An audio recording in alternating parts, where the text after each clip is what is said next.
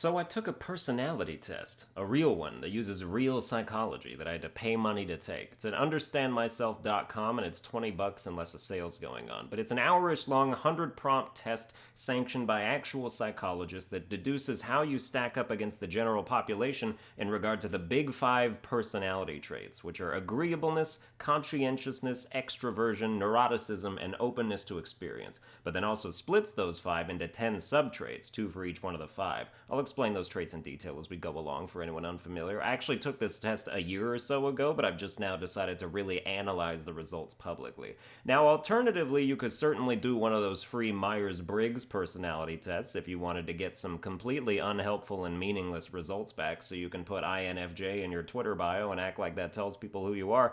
But a real personality test isn't supposed to coddle you and frame any result you get as being inherently positive. When you take a personality test, the results should concern you. It should tell you something you didn't want to know about yourself. Myers-Briggs is a BuzzFeed quiz dressed up like a deep dive into your psyche. It's the flaccid penis of psychology. Soft, useless, and definitely shouldn't be in your dating profile. But I took this Understand Myself test, and I got some pretty extreme results, and reading the descriptions, there was nothing I could disagree with. So if you've ever wondered how the psychology of Sunburned Albino shapes up, I'm prepared to give you a full reveal, even though some of this should probably never be publicized, so I don't go on a watch list. I'll go in the order of the test results. First off is agreeableness, one of the big 5 aspects. It's the primary dimension of interpersonal interaction, meaning how you talk to and react to people, and all these traits are graded on a percentile basis, meaning if you take the test, you'll get a result back for agreeableness that scores you either high, medium, or low from 1st to 99th percentile. So let's say your agreeableness is at the 45th percentile. That means that on average, if you were in a room full of 100 random people, you would be more agreeable than 45 of them, and so less agreeable than 54, otherwise known as the rest. Being more agreeable means you're nicer. You're more nurturing, kind, trusting, and forgiving, but that also means you're more likely to roll over and not stand up for yourself. You can be manipulated and deceived. Being low in agreeableness means you're less nice. You're more stubborn, dominant, harsh, skeptical, competitive, and in the extreme even predatory. But it also means you're straightforward and blunt, brutally honest, so people can trust your opinions more readily. See, no matter where you fall on the scale, there's usually positives and negatives associated with it, and that's what I like. You're not getting pampered and being told you're amazing. They're giving you cold, calculated facts about who you are and how you're likely to be, and you can use that information to try and work on weaknesses and enhance strengths. So what's my agreeableness? Oh, you know, 1st percentile. No, really, in a room full of 100 people, I am less agreeable than 98 of them. I took this test with a sound mind and no distractions to alter my mood, which the test stresses you do so nothing affects your answers, and I am the lowest in agreeableness that I can possibly be. So let's read a little of what the test had to say about that. People with exceptionally low levels of agreeableness are seen by others as markedly competitive, colder, tougher, and very much less empathetic. They do not easily see the best in others and are not particularly tolerant. They are very much less concerned about the emotional state of others, uncommonly willing to engage in conflict, and will happily sacrifice peace and harmony to make a point. They don't easily forgive, they are not accepting, flexible, gentle, or patient. They feel minimal pity for those who are excluded, punished, or defeated, and attribute those problems to weakness or inability. Alright, so I'm a piece of shit, but wait, there's gotta be positive aspects too, right? They are extremely unlikely to be taken advantage of by people with ill intent. Their high levels of skepticism play a protective role. They don't lose arguments. They are experts at bargaining and negotiating and are likely to make more money as a consequence. They're less likely to harbor resentment or invisible anger due to their blunt and open book nature. And they don't compromise on problem solving, so problems are solved quickly and harshly, making them less likely to crop up again. So that's me summarizing the points because they say more about stuff, like how agreeable people are more interested in people, and so enter professions like teaching and nursing that are centered around people, while disagreeable people are more interested in things like technology and machinery and are more likely to do like construction or engineering. But yeah, all that describes me pretty damn well. I'm not empathetic. I find it much more important to say what's on my mind rather than respect someone's feelings. I actually don't like to argue, but I often feel compelled to. Although healthy disagreements can be fun if you go about it the right way and you like the person you're having them with. I'm not much of a cooperator. I have to do everything myself exactly as I want it, which is why you'll probably never see this channel taken to higher heights with a team of editors?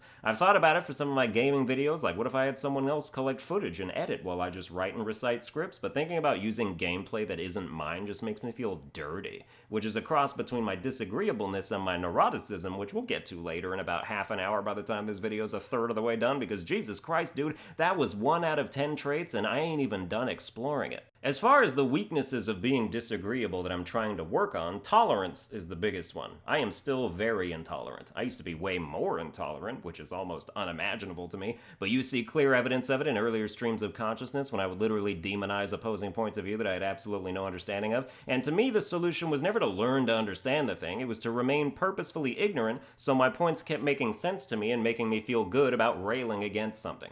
At least now I try and do a little due diligence in finding information at the source, and I've also leaned away from purely negative rants just because they don't feel good to do anymore. I've said it before, but angry content is bad content. It has no shelf life. You put a rant on the internet and revisit it in 2 weeks and you'll be embarrassed. Like, you're worked up in the moment, but the thing about moments is they don't last very long, or they wouldn't be called moments. Being disagreeable also explains how I see people in relationships, which I touched on a bit in my episode about friends. I've often avoided friendships because I didn't see a point in having very many of them. Time is a precious and finite resource, and unnecessary friends eat up too much of it. My social circle is small and categorized, and the people in it fulfill their assigned roles. Not that I'm like telling people when I meet them, alright, here's what you're gonna do for me. But I meet someone, I suss out what they're keen to offer, and I encourage and prioritize the things I want from them. So let's say I meet someone and as a catalyst of interaction, they specialize in 3 things. They play online video games, they like to text a lot, and they love talking about music. Personally, I obviously play online video games, so I would enjoy having someone to play with, but maybe my texting quota is already filled by other people, and I'm also really not interested in talking about music, which I never am because I barely listen to it.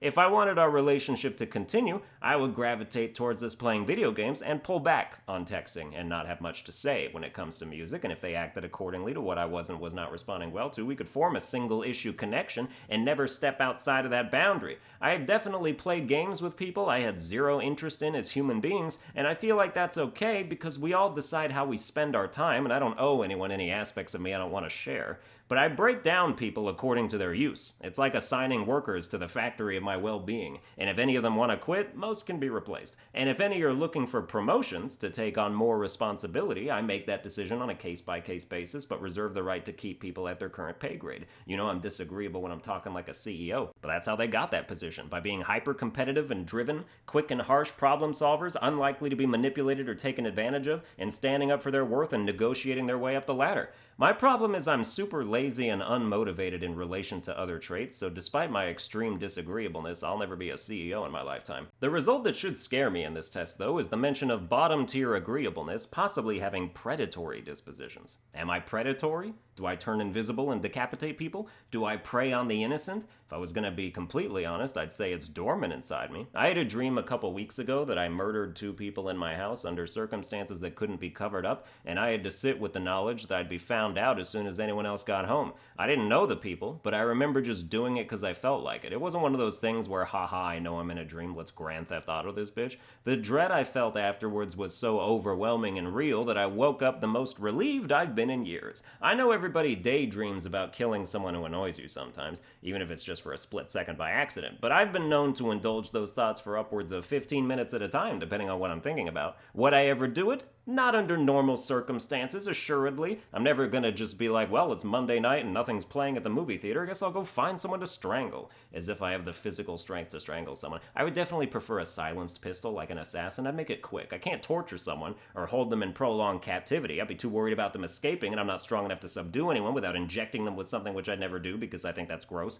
Whenever I see a syringe go in a neck as part of an abduction, I feel queasy. It's violating. You're penetrating their body with foreign fluid. I'd rather people just do the thing where they hit you with the butt of their gun and you're instantly knocked out somehow. But I couldn't do that either. I'm too skinny to be a murderer, and I don't exercise. Dude, if you ever see me doing pull-ups, watch out. So under normal circumstances, no. But like if something traumatic or evil happened to me, like someone murdering my entire family or insulting me on Twitter, then I could see myself going into revenge mode and doling out some bloodthirsty justice. But if you're feeling unsafe, don't worry, I clearly haven't thought about this very much. What's the next trait? So the first of the 2 sub-traits of agreeableness is compassion. And since sub-traits are under the same umbrella as the main one, I can probably do with talking about them a little less. Thank God, I know you all have shit to do.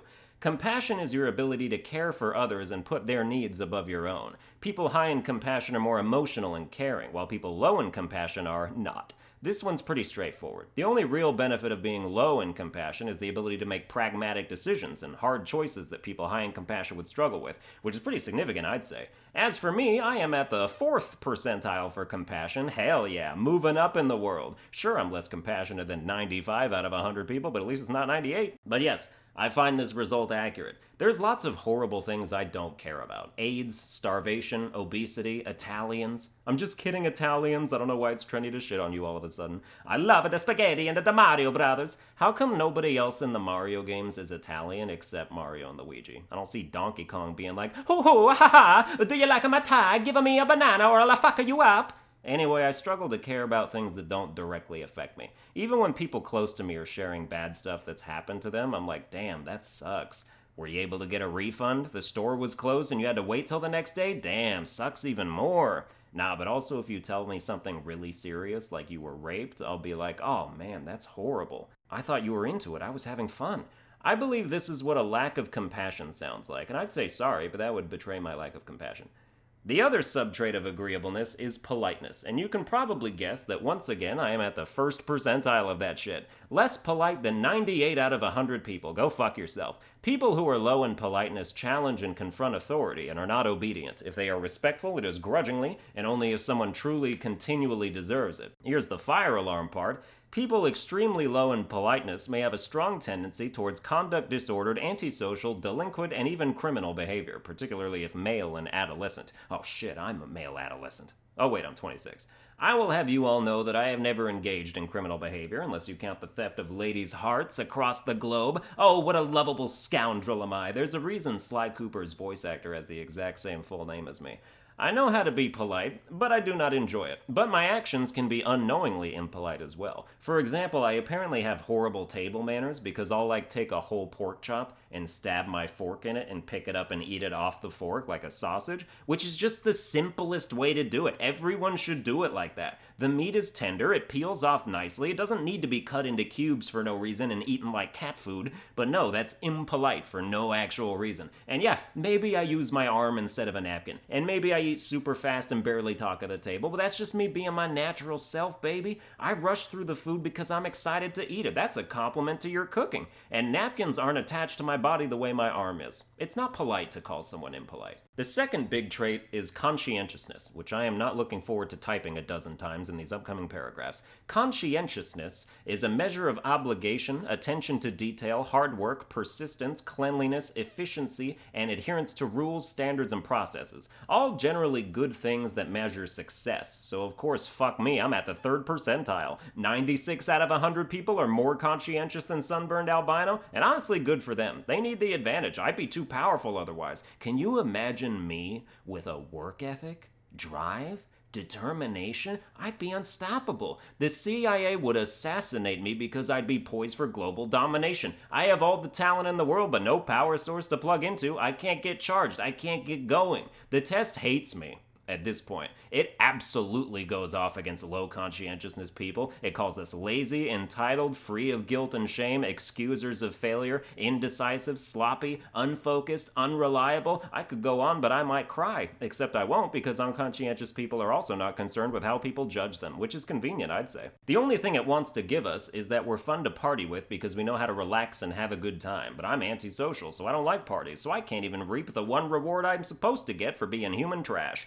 The first subtrait of conscientiousness is industriousness, which is the work ethic sphere of conscientiousness. Highly industrious people want to work all the time and love it, and they feel bad if they're not currently doing something productive. People with low industriousness can't get their ass in gear and are unlikely to be successful in school and in administrative and managerial positions. They procrastinate and miss deadlines, they shirk responsibility, and are easily distracted. Continuing our alarmingly low numerical trend, I am at the 2nd percentile of industriousness. 97 out of 100 people are more industrious than me, but maybe that just means it took me less effort to get where I am. The test does say, though, that low industriousness people shirk their responsibilities to focus on fun, worry, relationships, excitement, and creative endeavors, and I'd say my YouTube channel is a creative endeavor, which has given me the strength of will to do as much as I've done with it, which I can especially claim since it's currently 4 a.m. as I type this, and I started from the beginning 4 hours ago, and my nose is bleeding. However much I purport to be lazy and incorrigible, my channel is a monument to what my work can accomplish. Those thousands of videos didn't come out of thin air. I've spent 6 years building this thing, and I'll keep doing it.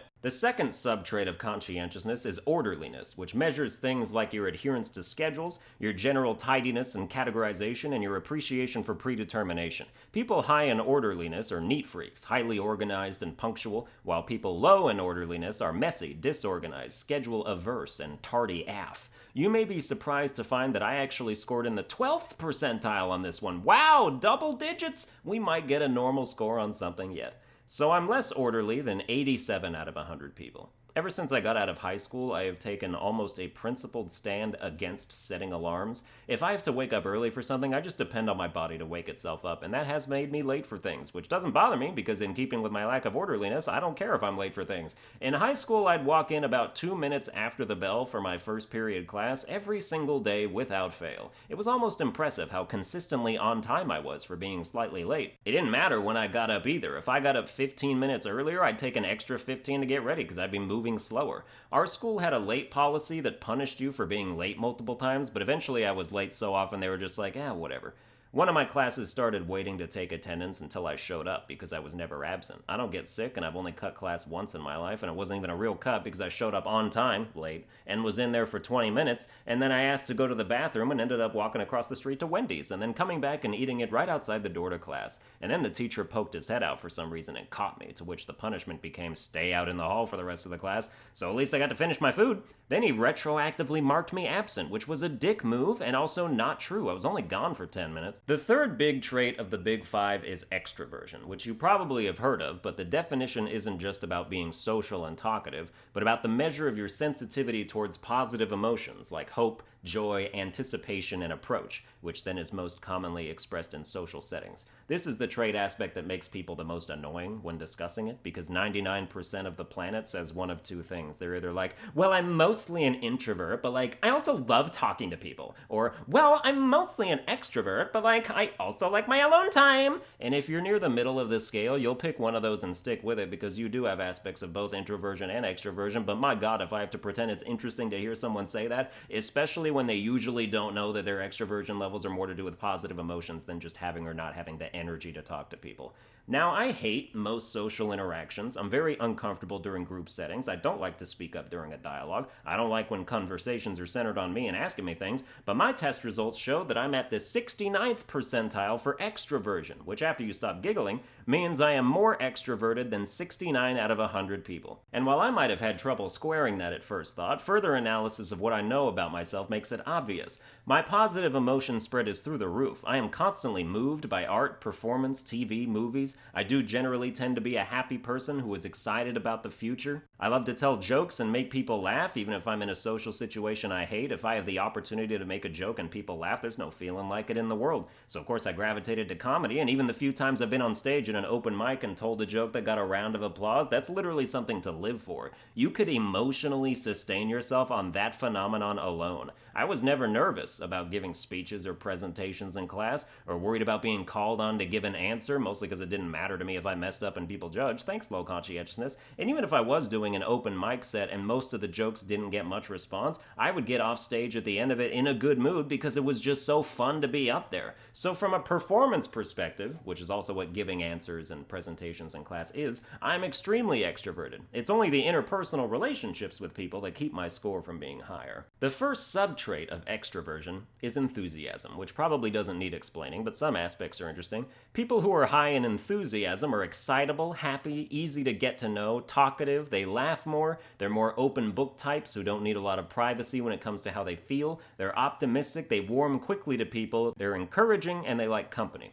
I am 64th percentile in enthusiasm, so the extroversion umbrella really marks the turning point for me, being only moderately above or below average in a trait and not an extreme psycho. And yeah, I'd say I'm more enthusiastic than the average person. It doesn't mention this in the test, but I think my propensity for binge watching things is a consequence of that enthusiasm, because you love fun, and you want to just shovel more fun into your system. Forget moderation, you want that shit pumping. I'll watch 47 episodes of an anime in one day like a junkie, or play 6 hours of a game I really like, or spend every waking moment with a girl I'm really into. The second sub-trait of extraversion is assertiveness, which revolves around your ability to take charge of a situation and negotiate on your own behalf, whether it's getting your ideas out there, fulfilling a leadership role, or influencing and captivating others. If you're still listening this far into the video, I'd say I've captivated you well enough, which lets my 68th percentile score in assertiveness make some sense. One thing that I think keeps it from being as high as it could be is that my lack of conscientiousness means I have a hard time taking responsibility, which means I'm not suited to a leadership position, and therefore I often will wait to follow someone else's lead, although my additional utter lack of agreeableness and politeness will still mean that I make fun of or resent them for doing so, even if I know it's the best option. Isn't it neat how all these traits tie together? Psychology is one of the most fascinating studies there is.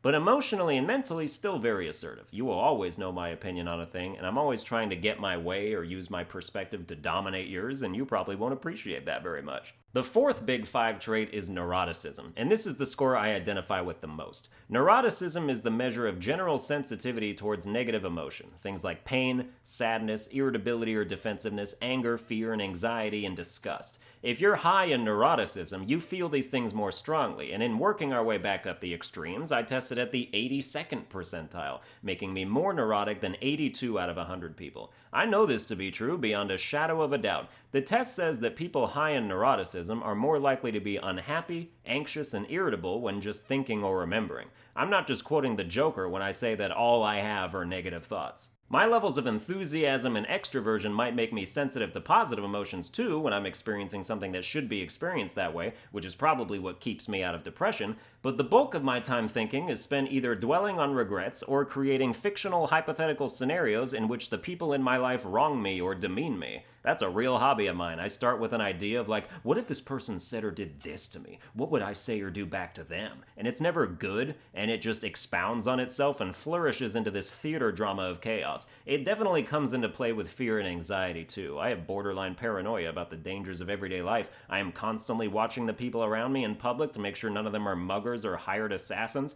I would never do anything that risked my life. Skydiving, surfing, big roller coasters. I don't care how safe people say it is. I'm staying flat on the ground. I don't even like the tilt-a-whirl, because what if it starts spinning out of control and blends my internal organs together like a smoothie? I have plenty of phobias. I hate spiders, snakes, sharks, worms. They're fucking disgusting. If I ever stepped on one, I'd probably kill myself. I have recurring dreams where I'm walking along and the ground is covered with snakes and bugs and worms, and I have to be so careful where I step. It is horrifying. I also can't do heights. If I'm on the second floor and I walk by the top of my stairwell crossing to the other side, I have to like lunge forward or else I'll feel the pull of the height of being at the top of the stairs try and make me fall down them. I don't trust guardrails on rooftops or cliff sides. You will never catch me leaning on one, and I live in Washington, but the idea that I'd ever go up the Space Needle is just pure fantasy. Weirdly okay with being on planes though, but I'd definitely rather teleport places. Real life has too much fall damage. If you couldn't get hurt falling from any height, I would go skydiving without a parachute. I'd do backflips off the Empire State Building and belly flop onto the concrete. But the fear of heights is really the fear of death, because there's no height that can't kill you. You can jump off your front porch and land on your neck and break it. Your body is so fragile, you can sit in your chair and brainstorm 3 different ways to pull a muscle. All you have to do is stretch in a bad way and your limbs can't handle it. Give yourself a Charlie horse. If you yawn while your neck twitches, you can pull a muscle in your lower jaw. It's actually bullshit how easy it is to hurt yourself just by sitting there and moving incorrectly. Disgust is another huge aspect of neuroticism for me. It plays into my hatred of worms and creepy crawlies, but it also makes me literally irrational. I never want to use someone else's shower if they've already used it that day. It feels like laying in their bathwater as if they never drained the tub when they got out. Like, ooh, yeah, soaked your dick and balls in this good and long, did ya? I can tell. I won't use their soap. I don't even want to touch the knobs that turn the water on. You were just washing your taint with your bare hands 5 minutes before you slathered them all over those handles. Forget Corona, I'm scared of AIDS.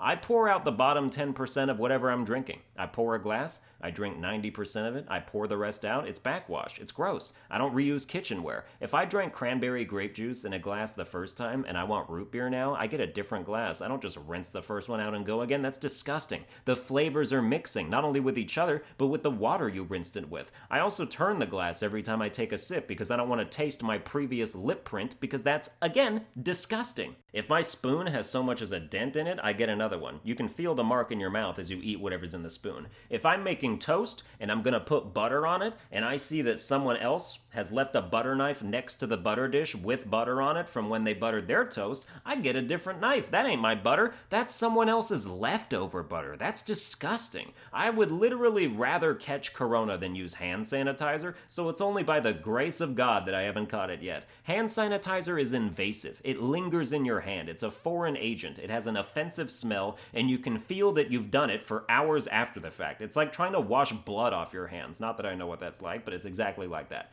And you better fucking keep scented candles away from me. All smells that aren't food are disgusting. If you hand me a shampoo or perfume bottle, like, smell this, you might as well have handed me your newborn baby because I will drop it immediately. You don't know how much of myself I have had to overcome just to become comfortable with achieving acceptable standards of hygiene. Having high sensitivity to disgust is crippling, and it was also one of Hitler's most notable qualities, so I'm not proud to share it. The first subtrait of neuroticism is withdrawal. You guys asleep yet? We're almost done, sort of.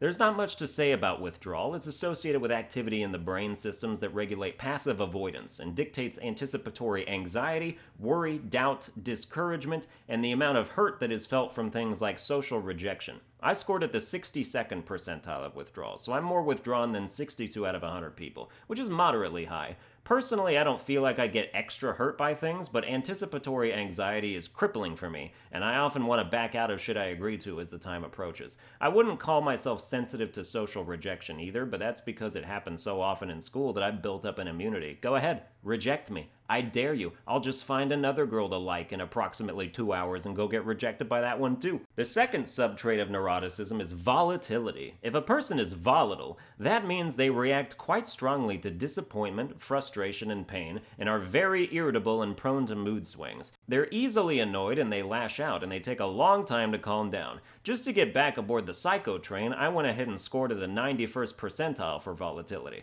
I am more volatile than 91 out of 100 people, and that sure is true. Irritable is my middle name. I lash out plenty. I am very easy to upset, and it affects me for quite a bit. If you knew how many times I was gonna stream on any given day and got all set up, and then saw something on Twitter that pissed me off and ruined my mood completely to where I didn't end up streaming, you'd be like, damn, maybe you shouldn't go on Twitter before you stream. Sage advice. You can be intolerant without being angry. Like, you can hear something you don't tolerate and just be like, okay, I am leaving this room immediately. I will not be subject to this, and just go about your day like nothing happened. But I'm intolerant and volatile, so if I'm going to leave a room, it'll be through gritted teeth and clenched fists while spending the rest of the day thinking about how mad that shit made me. I don't have a physical anger problem. Like, I don't break things or throw controllers or push my pregnant wife down the stairs, but I will seethe internally for hours, and despite being self-aware, have real problems getting through it. The test says people very high in volatility may be argumentative and can lose their composure. Composure is a tough thing to maintain sometimes. I've gotten in big arguments with my parents years ago where I'd start to try and make a point, and then my voice would start shaking and I'd feel tears welling up inside my eyes, and I'm like, what the fuck is happening? It's just out of my control. I've only really yelled at the top of my lungs like once or twice in my life, and my voice is powerful, so you can hear that down the block. And I remember it never being a conscious decision. It just happens. The good part of high volatility, though, is that when necessary, I will fight like a goddamn maniac to save my own life or protect those around me. Explosiveness can be useful when somebody needs to get blown up. The fifth and final aspect of the big five traits is openness to experience, while the subtraits are openness, which is different from openness to experience, and intellect, which does not mean intelligence, but merely someone's interest in abstract things and ideas. I can gloss over and group these things together because I scored average or moderately high in all of them, and it's not that interesting. Openness to experience is the measure of interest in novelty, art, literature, abstract thinking, and philosophy, and sensitivity to aesthetic emotions and beauty. Basically, my 68th percentile score in this one means I am moderately more likely than the average person to be smart and creative and curious, so thanks! As for intellect, I'm in the 72nd percentile, which basically means I'm a visionary with terrific ideas and a wide vocabulary. Another victory for Sunburned Albino. And finally, openness, which is rooted in creativity and imagination. I'm at the 57th percentile on openness, which is my most average percentile out of all of them. And I feel like that's because I answered prompts about not being very interested in music or literature, despite being very imaginative and creative, if I do say so myself. My dreams are vivid, full-length movies every single night, sometimes 2 or 3 a night, and probably a third of them would be technically classified as nightmares, given that the plot almost always involves things in my dream trying to kill me, but I'm still always excited to go to sleep. I think my dreams are fun, even when they freak me out, or I get caught in a loop of waking up but not really waking up over and over again for 45 minutes. Okay, those aren't that fun. But those are my test results. Again, the site is understandmyself.com if you want to see for yourself how you're described by big boy psychology instead of Pampers Briggs. That's going to do it for this episode. I hope you enjoyed it. If you did, you can like, share, and subscribe. Follow me on Twitter at Sunburned Albino and consider becoming a channel member if you want to support financially for $5 a month. Just click the big join button either on my channel page or underneath this video or whatever video you watch of mine, and I will see you guys next time.